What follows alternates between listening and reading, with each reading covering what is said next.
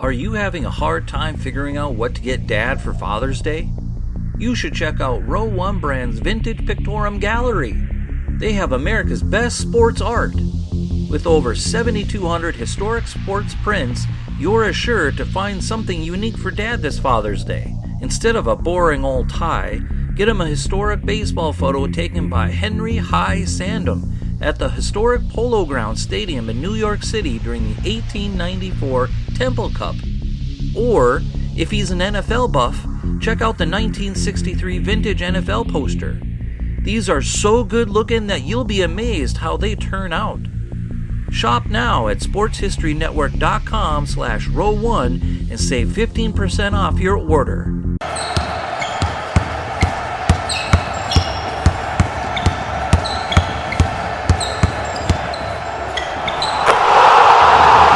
This is Basketball History 101 with Rick Loayza. Welcome back to Basketball History 101, part of the Sports History Network. I am your host, Rick Loayza, and this is the podcast where we bring to life some of the forgotten stories from basketball history. And today, we are going to continue where we left off in our last episode. This is part 2 of our 2-part story on Adolph Rupp, sometimes known as the Baron of Basketball. We left off last time with the end of the 1951 betting scandal that rocked the University of Kentucky. 2 of Rupp's players, Alex Groza and Ralph Beard, were convicted of point shaving back in 1949. It led Rupp to completely shutting down the basketball program for 1 year during the 1952-53 season. This allowed some distance between their past and their future. Taking the year off allowed Rupp to reset the program. All of his players had to transfer to other schools in order to keep playing basketball, or they could stay at Kentucky and just be regular students. But it allowed Rupp to recruit a whole new team. Rupp did what none of the other schools caught in the betting scandal could do or would do.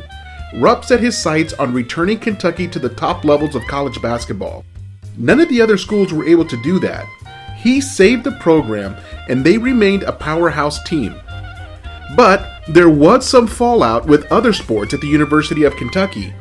At the time of the scandal, the football coach at Kentucky was Bear Bryant. Yes, that Bear Bryant. If you are a fan of American college football, then you know that Bear Bryant won 5 national championships in football at the University of Alabama. But before he made his name at Alabama, he was the football coach at Kentucky. And the team was getting better every year with him leading the way. But the basketball scandal impacted his ability to recruit new football players. The basketball team made his job a whole lot harder because of the scandal, and he was already considering leaving anyway. To put it one way, Lexington, Kentucky was just not big enough for both Adolph Rupp and Bear Bryant. One of them would have to go, and Bryant left for Texas A&M University before taking the job at the University of Alabama. If you are a fan of college sports in general, take a look at the prominent programs around the country. Very rarely does a school have a top 20 football program and a top 20 basketball program. It's almost always one or the other. The only time that a school has won both the basketball national championship and the football national championship in the same year was when the University of Florida did it in 2006.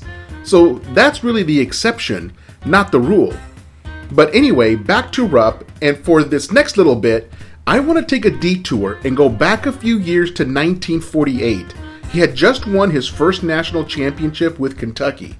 That was also an Olympic year, and Rupp was the assistant coach for Team USA at those Olympics. Now back then, they selected the national team for basketball in a very unusual way. They staged a tournament in New York at Madison Square Garden and invited some of the best amateur teams from all over the country to participate. Back then, YMCA locations were still forming their own adult basketball teams, and they even had their own YMCA national championship. The winner and the runner-up of that championship was invited to this Olympic tournament. Then, the Amateur Athletic Union, or AAU, was also still forming teams made up of adults who still maintained an amateur status. Many of these teams had former college stars and other players who maybe didn't go to college but were still really, really great players. The AAU had its own national championship game, and the teams that finished first and second were also invited to the Olympic tournament. Then, the Olympic tournament invited college teams that they thought were the 4 best in the country, and that led to a field of 8 teams in this tournament. Kentucky was invited, of course, since they had just won the college national championship. What they would do is take the 5 starters from the first place team and the 5 starters from the second place team and put them together to make the Olympic team. Then they would take the next 4 best individual players from the rest of the 6 teams in the tournament and then add them to the Olympic team as well. The tournament was won by one of the AAU teams, the Phillips Oilers, or sometimes known as the Phillips 66ers, and they were led by 7-foot center Bob Curlin. Kentucky had come in second place. That also meant that the Oilers head coach Bud Browning would be the head coach of the Olympic team, and Rupp would be the assistant since his team took second place. And then off they went to the Olympics to take on the rest of the world. They were able to play a few exhibition games prior to the start of the Olympics, and the 2 coaches realized very quickly that the Oilers players and the Kentucky players didn't play very well together. Mixing them on the court led to turnovers and bad defense since they both played such different styles of basketball. So the coach decided to play them as units. The Oilers unit and the Kentucky unit, with a couple of the other players just mixed in to give guys a break. The 2 units would take turns starting the game, and then the other unit would come off the bench. When they substituted, they would substitute the entire unit, so 5 players left the court and 5 new players came on. Browning would call the plays when the Oilers unit was on the court, and Rupp would call the plays when the Kentucky unit was on the court. It was a nightmare for other countries. They had to prepare for basically 2 different American teams, but it worked. There was so much cohesion on both offense and defense as the players would play almost exclusively with their own teammates from back home. Except for the game against Argentina, which the USA won 59-57, every other game was a blowout, including the gold medal game where Team USA beat France by a score of 65-21. After having just won the college national championship in the spring of 1948, the 5 Kentucky starters were earning gold medals at the Olympics, and Rupp has said that it was his proudest moment as a coach. Now, let's return to where we were before this little detour to the mid-1950s, and pick up our story where we left off. At this point, Rupp has 3 national championships, and then wins his 4th and final national championship in 1958. That team was led by Vernon Hatton at 17 points a game, Johnny Cox at 15 points a game, and John Kreigler at just under 14 points a game. They won the championship game 84-72 over Seattle University, which featured Elgin Baylor as its star player. None of the players from that Kentucky team ever played in the NBA, which makes the victory stand out that much more. As many said at the time, Seattle had the best player, but Kentucky had the best team. At this point, Rupp had solidified his legacy. He was already going down as one of the best coaches in college history.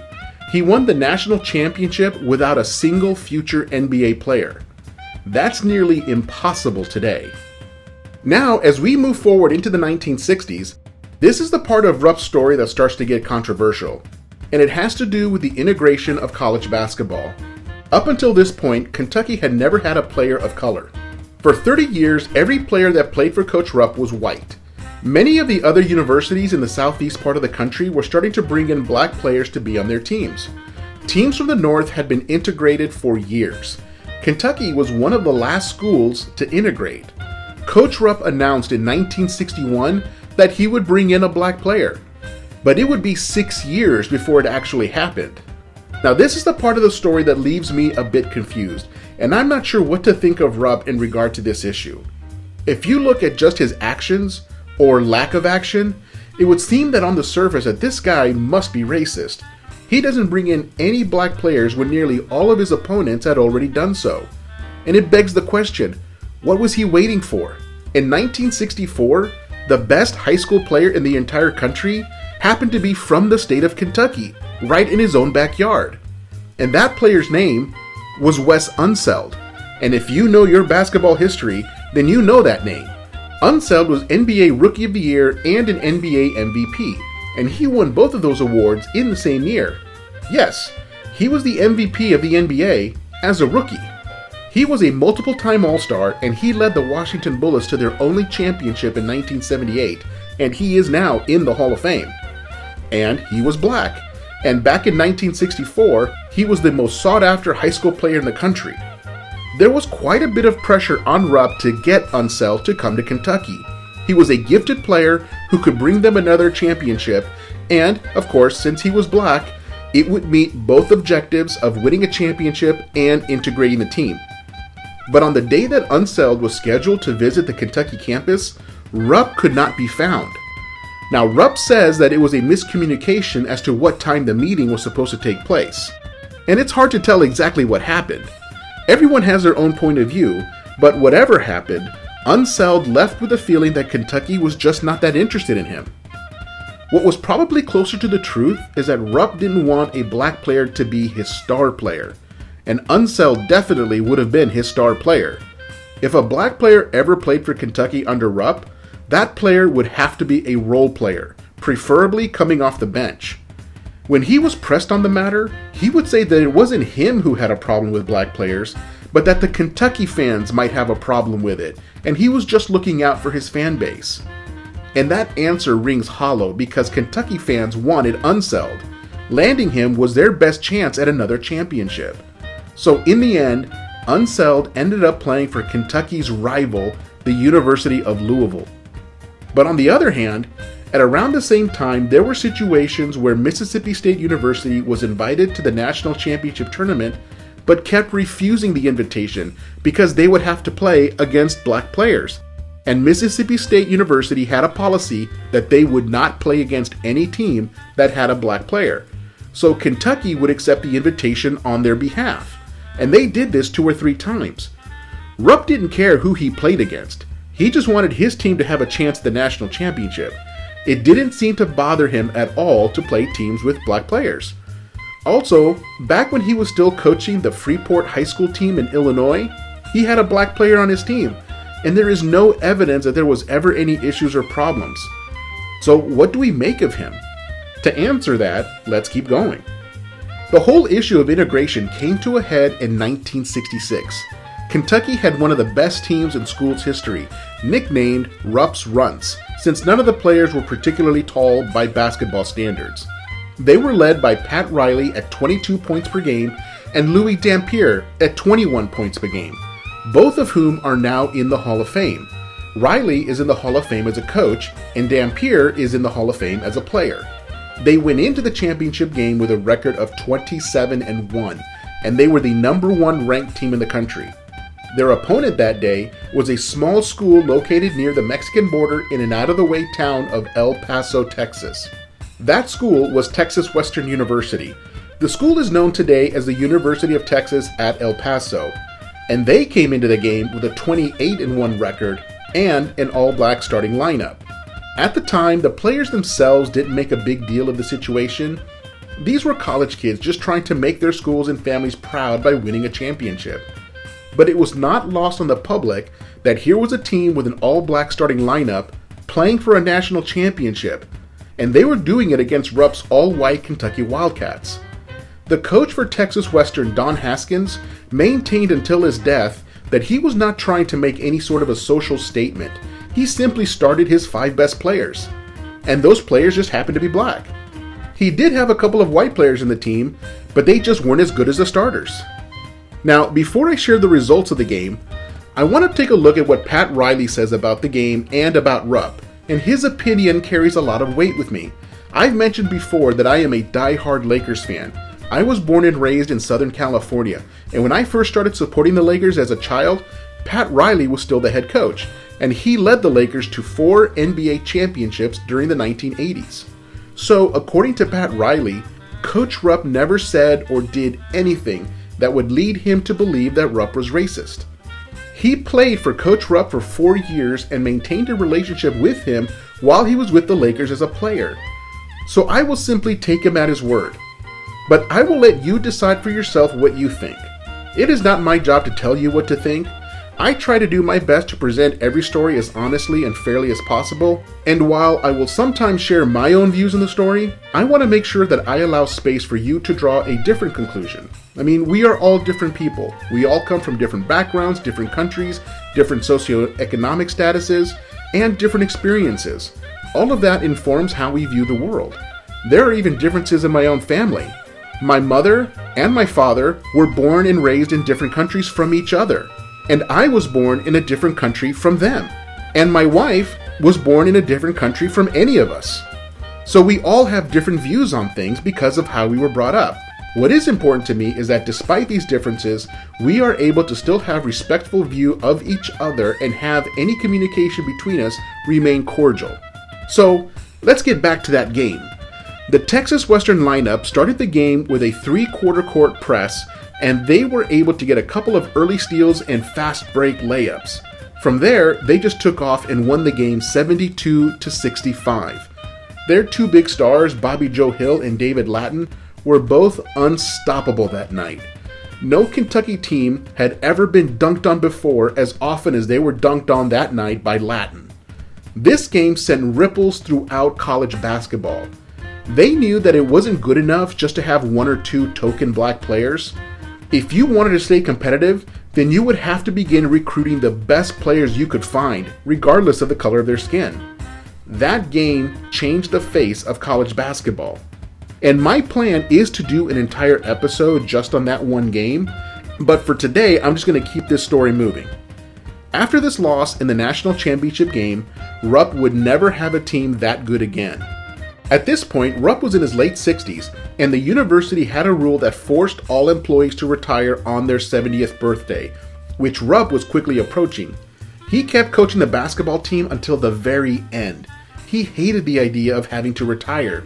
He asked the board at the university for an exemption, but they said no. They said it would not be right to allow him to stay on past 70 when they were forcing professors at the university who were still producing incredible academic work to retire when they turned 70. But Rupp wasn't one to take no for an answer. He even had personal friends speak on his behalf in front of the university's board. John Y. Brown was one of those friends. He was a very prominent Kentucky businessman and the future owner of the Boston Celtics. But the board still said no. Then Rupp brought out his best chance to convince the board to reverse their decision. He brought in Colonel Harlan Sanders. Yes, Colonel Sanders of Kentucky Fried Chicken fame.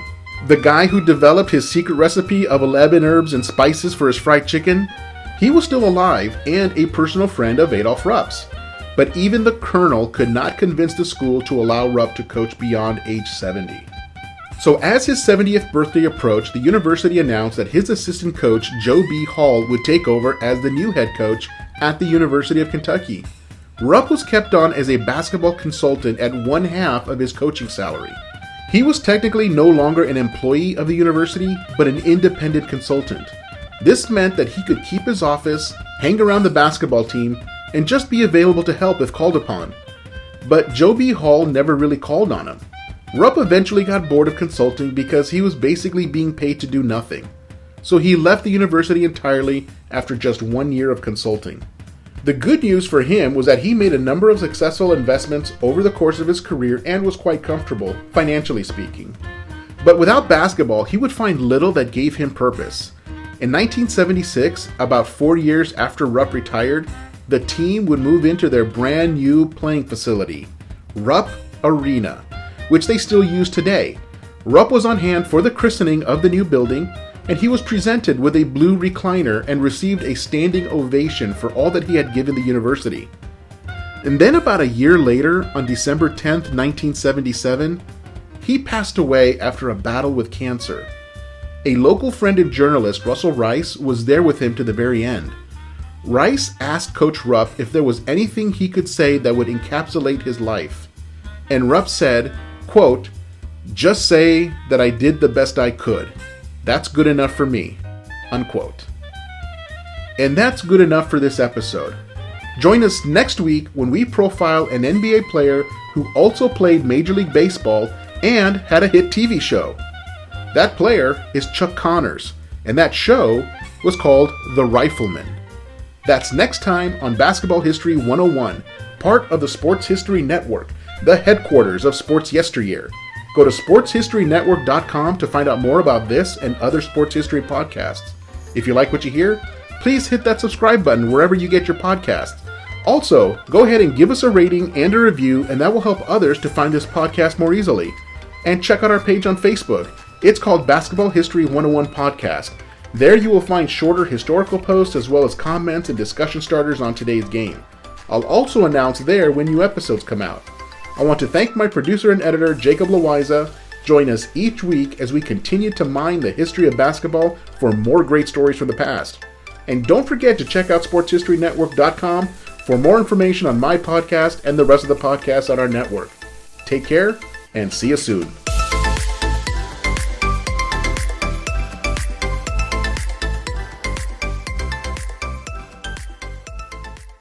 We here at the Sports History Network proudly partner with 26 podcasts, all revolving around the history of sports. But did you know that many of our hosts were sports history authors way before they started their shows? It's true. We've got Joe Ziemba, host of When Football Was Football, Joe Zagurski, host of Pro Football in the 1970s, Mark Morthier, host of Yesterday Sports, Tommy Phillips, host of Lombardi Memories, and Scott Adamson, co-host of From the 55-Yard Line. All these authors have many books for you to choose from. To check them out, go to our website at sportshistorynetwork.com/sportshistorybooks. Pick up your copy today. Soundtrack provided by Kevin MacLeod of filmmusic.io.